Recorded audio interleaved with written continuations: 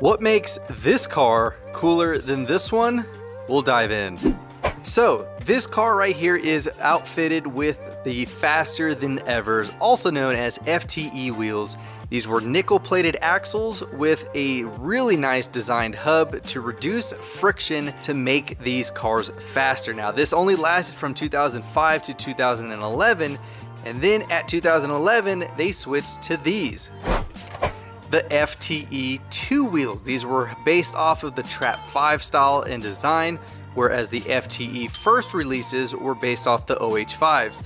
Now this only lasted from 2011 to 2012, and then that was it.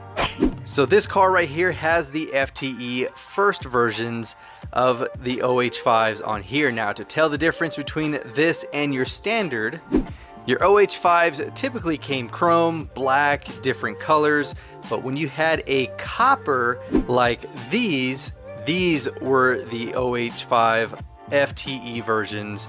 Now there are some close ones, they're gold, but these are more of a bronze color. You can't see it on camera. And then you had the FTE2 wheels. Now the FTE2 wheels, they redesigned the hub, making it less friction, a lot more performance, and made the car roll a lot smoother than the first editions. And having either the FTEs or the FTE2s in your collection can be very cool. They're also not rare. So when you're out looking for variations, or you're just looking to complete a collection, ensure that that casting doesn't have an FTE version. Some came with your standard wheels, some actually came with wheel variations, like this one right here. Plenty of wheel variations, but they also threw in the FTE wheels. Keep an eye out for whatever casting. A lot of cars between 2005 to 2011 had FTEs. So even though these aren't rare just because they have FTEs, it just was a time period where Hot Wheels was actually putting in the engineering effort to make their cars faster for the track. Now, not all cars with FTEs are fast. There's a lot of variables: the weight of the car, the size of the wheel, the tracks. Now let's see how the FTEs versus the FTE2 wheels do on my track.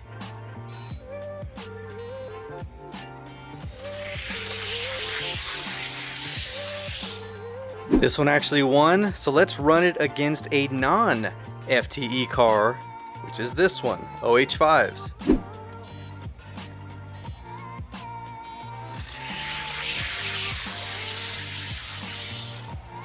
So for this one, FTE2s took it. So for this particular race, it shows that the FTE2 evolution was a little bit better than the FTE1s. So if you have FTEs or FTE2s in your collection, hold on to them. It's a really cool piece of history where Hot Wheels was using engineering in mind for racing.